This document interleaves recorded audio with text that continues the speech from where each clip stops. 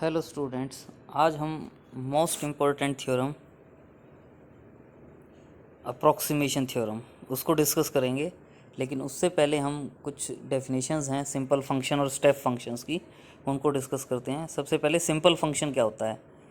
A function phi defined on a measurable set E is called simple function. किसी भी function को हम simple function कब कहेंगे? If there is a finite disjoint class E1 E2 and so on En। ये disjoint class हैं E1 E2 En, ये डिसजॉइंट्स हैं। कोई भी इनमें एलिमेंट आप कॉमन नहीं होगा ऑफ मेजरेबल सेट्स एंड एक फाइनाइट सेट है α1 α2 and so on α n of real number such that कि हम कह पाएँ फाई ऑफ एक्स, फाई आएगा ये, phi of x is equal to alpha i if x belongs to E i is equal to 1 to n। अगर x E i में belong करता है तो फाई ऑफ एक्स जो है इसकी वैल्यू क्या होगी? एल्फा ई। और अगर x E1 union E2 union En इसमें बिलोंग नहीं करता तो फाई एक्स की जो वैल्यू है वो क्या होगी? 0। तो इस फंक्शन फाई को हम क्या कहेंगे? Simple function. मतलब कहने का मतलब ये है कि E1 जो सेट है उसमें अगर कोई एक्स बिलोंग करता है, एक्स बिलोंग्स टू E1 है, तो फाई ऑफ एक्स की जो वैल्यू है वो क्या होगी? एल्फ़ा 1। अगर एक्स E2 में बिलोंग करता है तो फाई ऑफ एक्स की वैल्यू क्या होगी? एल्फ़ा 2। और अगर एक्स E1 E2 En की यूनियन में बिलोंग नहीं करता तो फाई एक्स की जो वैल्यू है वो क्या होगी? 0। तो इसको हम क्या कहेंगे? Simple function. तो इसी वे में इस एग्जाम्पल सिंपल एग्जाम्पल है, simple function is a characteristic function is a simple function.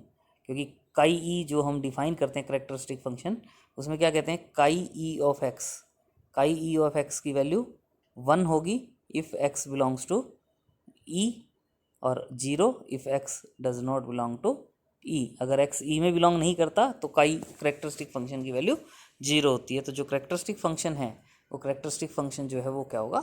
Simple function.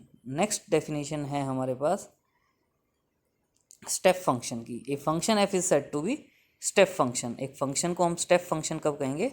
अगर एफ ऑफ एक्स की वैल्यू सी आई और एक्स जो है वो एक्साई आई -1 से एक्साई आई इंटरवल में बिलोंग करता है। यानी कहने का मतलब ये है कि अगर मान लो मैं ये कह देता हूँ एक्साई नॉट, ये कह देता हूँ एक्साई 1, एक्साई 2, एक्साई 3 एंड सो ऑन एक्साई n। तो ये जो इंटरवल है, इस इंटरवल में कोई भी पॉइंट लें, उस पॉइंट पर फंक्शन की वैल्यू क्या आएगी? C1। ये जो इंटरवल है, अगर इस इंटरवल में कहीं x बिलोंग करता है और हम एफ ऑफ एक्स की वैल्यू फाइंड आउट करेंगे तो वो क्या आएगी? C1। एक्साई 2 से एक्साई 3 का जो इंटरवल है, इस इंटरवल में फंक्शन की वैल्यू क्या आएगी?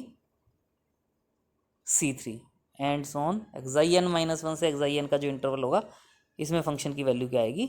Cn। C1 C2 Cn constant है।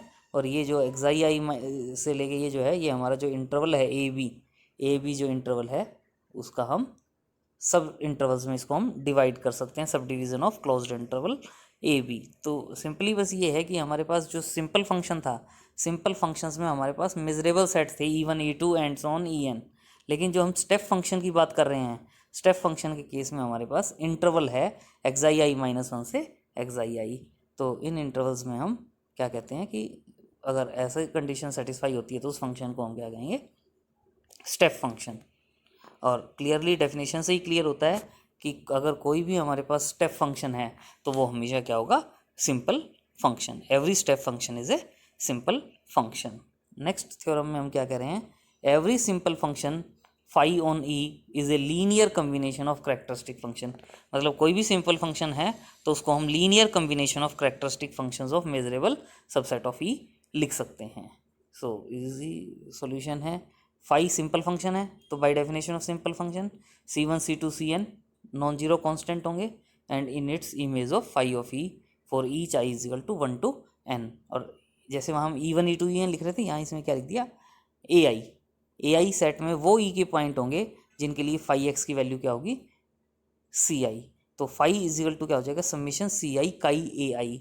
और क्योंकि हमें पता है काई ए आई जो है, इसमें अगर हम जैसे यही जो पार्ट है, अगर इसमें हम अगर वैल्यू फाइंड आउट करें जैसे फाई एक्स, तो फाई एक्स इजिकल टू क्या हो जाएगा? समेशन सी आई काई ए आई। और यहाँ एक्स आ जाएगा। हमें पता है कि अगर एक्स ए आई में बिलोंग करता है अगर x ए आई में बिलोंग करता है तो ये वाली वैल्यू 1 होगी, और अगर x ए आई में बिलोंग नहीं करता तो ये वैल्यू 0 होगी। यानी C1 काई A1x प्लस C2 काई A2x and so on Cn काई ANX होगा। तो जिसमें भी बिलोंग करेगा x उसमें तो वैल्यू आ जाएगी 1, और 1 इंटू सी आई क्या हो जाएगा CI, और रिमेनिंग वैल्यूज़ क्या हो जाएंगी 0।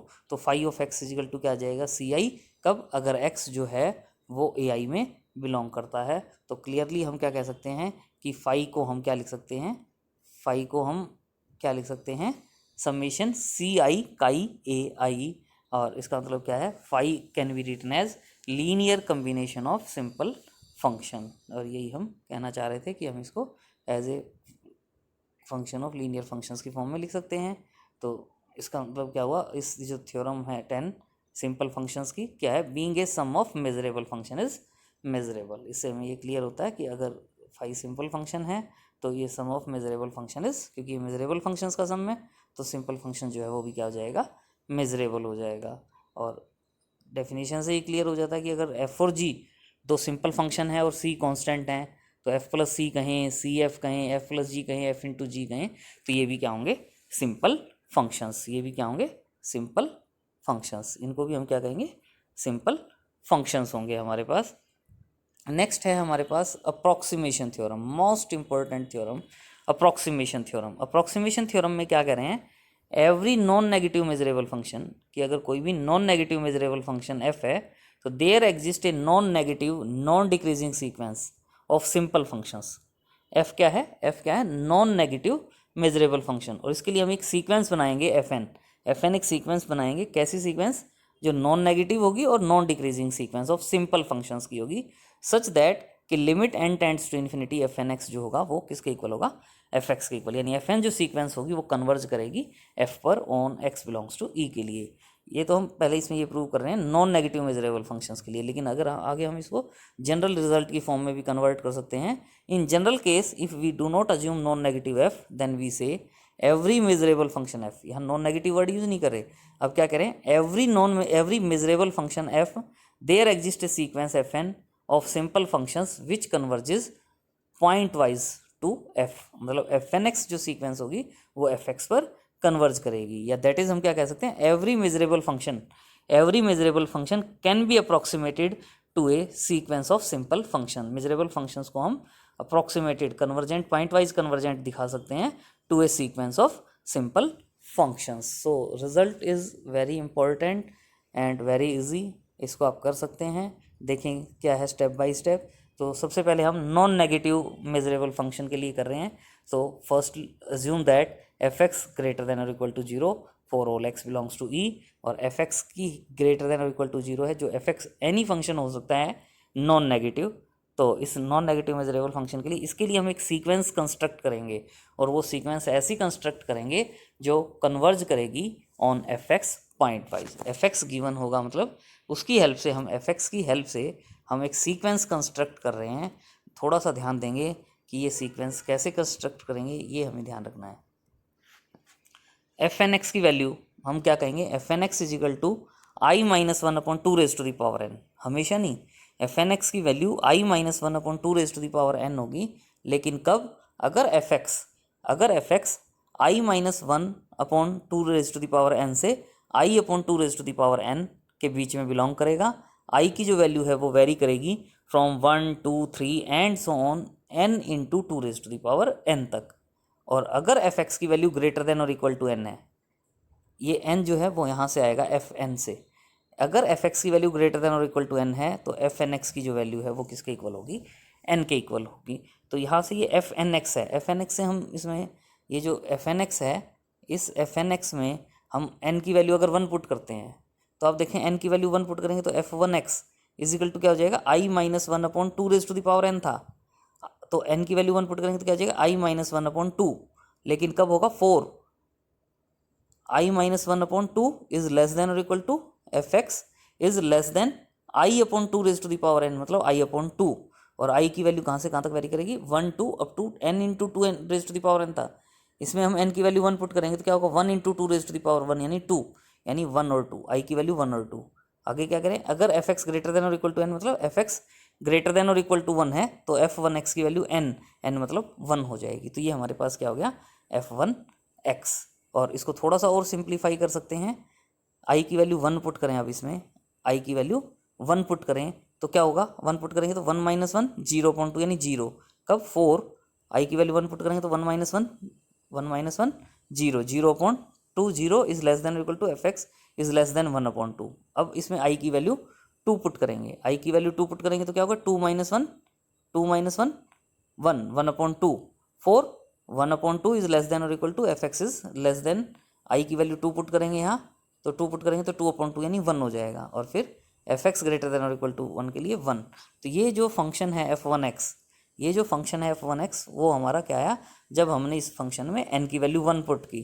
अब अगर हम इस फंक्शन में यहाँ n की वैल्यू 2 पुट करेंगे, n की वैल्यू 2 पुट करेंगे तो हमारे पास क्या आ जाएगा f2x और 1/i माइनस 1/2 स्क्वेयर यानी 4 2 square 4 i minus 1/2 raise to the power n यानी 2 स्क्वेयर 4 इज लेस देन और equal to fx is less than 1/2 raise to the power 2 यानी 4 1/4 1 2 and so on 2 into 2 square यानी 8।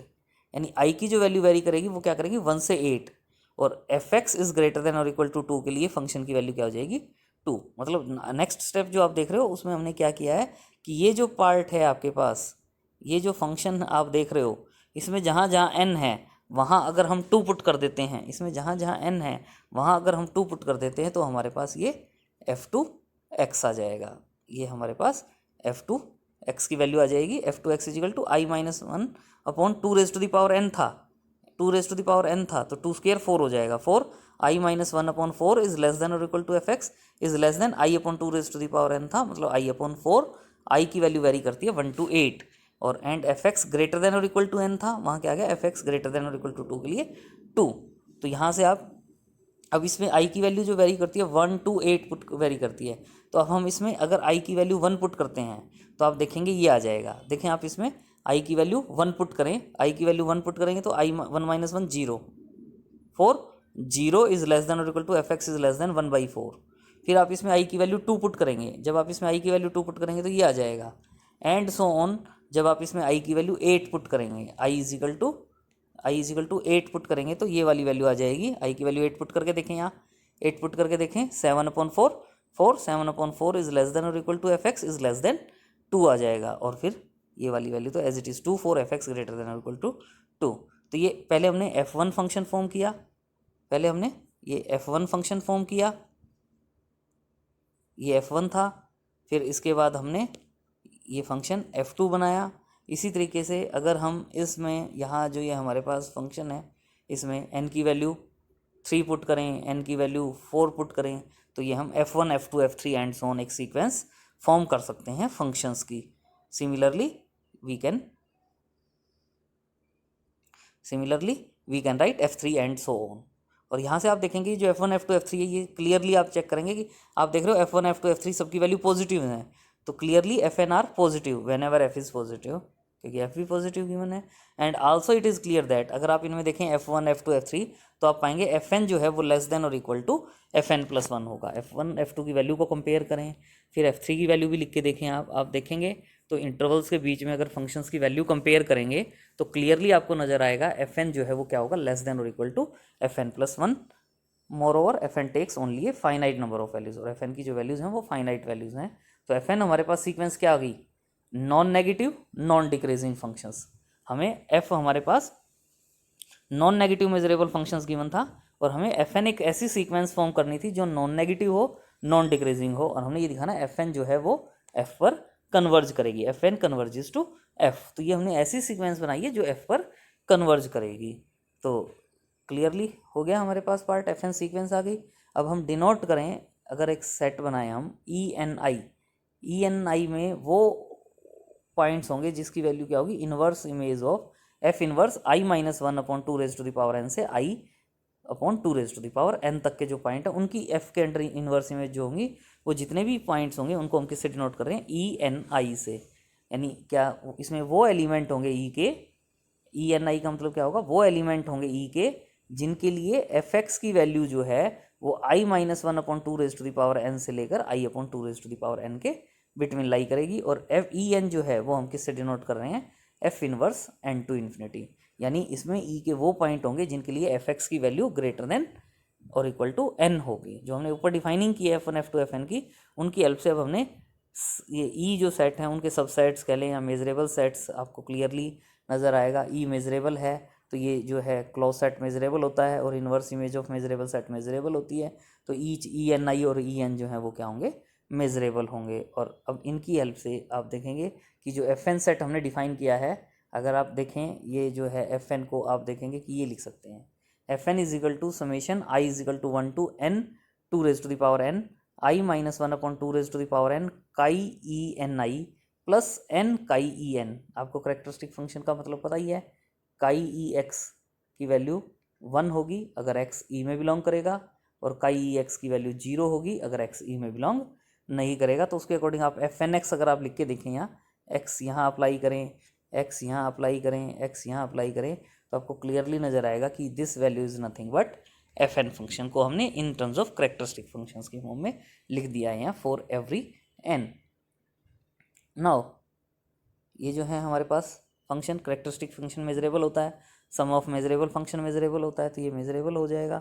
ई n आई भी measurable functions हैं, characteristic function measurable है तो काई E N भी मेजरेबल हो जाएगा, और sum of measurable function is measurable, तो ईच एफ एन जो फंक्शन है वो भी क्या होगा, मेजरेबल। और अब हम प्रूव करना चाहेंगे कि ये जो एफ एन सीक्वेंस है वो एफ पर कन्वर्ज करेगी। Now to prove that the convergence of the sequence, ताकि हमारा रिजल्ट कंप्लीट हो जाए। तो उसके लिए पहले हम सपोज कर रहे हैं एफ एक्स की वैल्यू फाइनाइट है, let f x is less than infinity, मतलब बाउंडेड है। और बाउंडेड है तो कोई भी एक for some n f x की वैल्यू टू रियल नंबर्स के बिटवीन लाई करेगी। हमने एन ऐसा कह दिया कि एफ एन एक्स की जो वैल्यू एफ एक्स की जो वैल्यू है वो I minus one upon two raise to the power N से I minus I upon two raise to the power N के बिटवीन लाई करती है। इसमें हमने बोथ साइड या each side I minus one upon two raise to the power N minus कर दिया, I minus one upon two raise to the power N minus किया, तो ये 0 हो जाएगा। इज लेस देन और equal to F x minus I minus one upon two raise to the power N, और इस पार्ट को सॉल्व करेंगे तो वो I one upon two raise to the power N होगा। और ये I minus one upon two raise to the power N जो है उसको हम by definition F N X लिख सकते हैं। तो इसका मतलब क्या होगा हमारे पास, इसका मतलब क्या हुआ, f x minus f N x की वैल्यू 0 और 1 upon two raise to the power N के बिटवीन लाई करती है by definition of f n. और अगर हम इसमें as n tends to infinity कहें तो ये 1 upon two raise to the power infinity and tending to 0 होगा। टेंडिंग टू 0 होगा मतलब एफ एक्स और एफ एन एक्स का डिफरेंस जितना स्मॉल हम चाहें उतना स्मॉल हो सकता है। F x minus f N x is less than epsilon, however small it may be for large value of n. Large value of n का मतलब limit n tends to infinity f N x is equal to F x. इसका मतलब f N जो sequence है वो F पर converge करती है। लेकिन ये हमने कब प्रूव किया, जब हमने एफ एक्स को बाउंडेड लिया, एफ एक्स को हमने बाउंडेड लिया। अब हम नेक्स्ट केस में हम सपोज कर लेते हैं कि suppose that f is not bounded.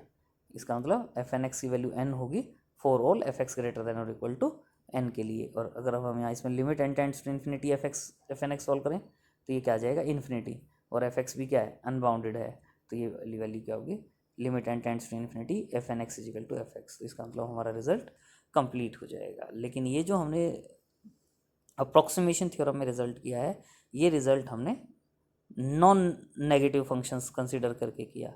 लेकिन अगर हम इसको अज्यूम ना करें, जैसे जनरल केस की हम बात कर रहे थे, तो जनरल केस के लिए हमने ये कहा कि now we do not assume non negative function. और हमें पता है कि अगर कोई भी फंक्शन f है तो अगर उसको हम f positive minus f negative के फॉर्म में लिख सकते हैं। और ये f पॉजिटिव और f नेगेटिव दोनों क्या होते हैं, नॉन नेगेटिव होते हैं। ये हम ऑलरेडी पहले प्रूव कर चुके हैं। तो उसी की फॉर्म में हम यहाँ कह रहे हैं कि now f positive and f negative both are non negative and both non negative है, तो f पॉजिटिव नॉन नेगेटिव है। तो इसके लिए अबोव रिजल्ट से, जैसे हमने एफ एन सीक्वेंस कही थी, एफ एन सीक्वेंस f पर कन्वर्ज करती थी, तो यहाँ क्या कह सकते हैं, phi n dash sequence of